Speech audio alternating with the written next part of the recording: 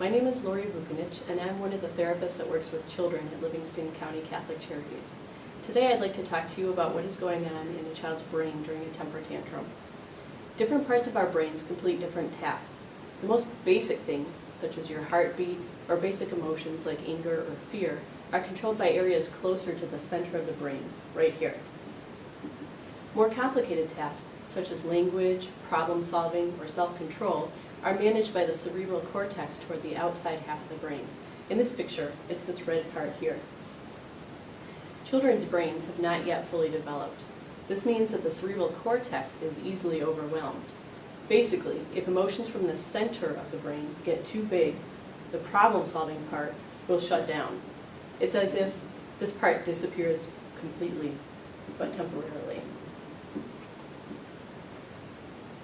Once this happens, the child is physically unable to calm down. He or she is screaming, hitting, kicking, throwing things, you name it. This is the part where no amount of arguments or consequences will calm the child down. You may even hear some very hurtful statements like, "I hate you," or "I wish I was dead." It is important not to take such statements personally in the heat of the moment. So what do you do when your child is having a tantrum? Put in your earplugs, make sure no one is getting physically injured, and wait it out.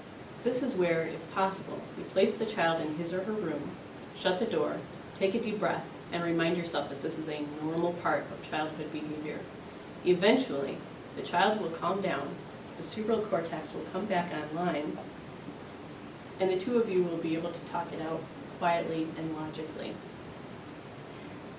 With practice and a few years of experience, your child will learn to use language and problem solving instead of aggression to manage feelings. On a side note, something similar can happen to adults too. If you've ever been so upset about something that for a moment the only thing you can say is "Urgh," your cerebral cortex has temporarily shut down and you have briefly lost your language. For most adults, this change is very brief and limited to the speech. Within seconds, you can talk about it again and try to problem solve. In general, adults have learned not to lose control completely, and they hopefully won't engage in any physical aggression. Tantrums can feel like a child's deliberate attempt to undermine your skills as a parent, but it's important not to take them personally. This is the child's way of learning to deal with anger, frustration, or anxiety on his or her own. When you show your child that you will not be controlled by a tantrum, then with practice, your child will eventually learn to control his or her feelings as well.